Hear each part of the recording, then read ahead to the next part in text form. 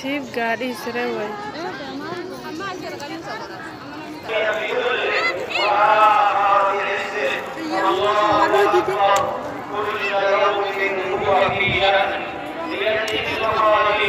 ولا يحدث شيء.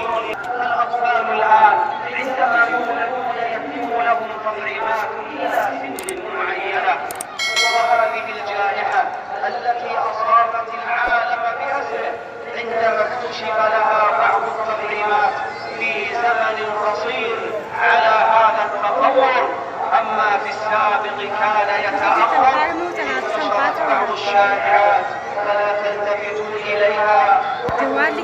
التطعيمات حماية لكم وحماية للناس. أعوذ بالله من الشيطان الرجيم. وإذا جاءهم أمر من الأمن أو الخوف أذاعوا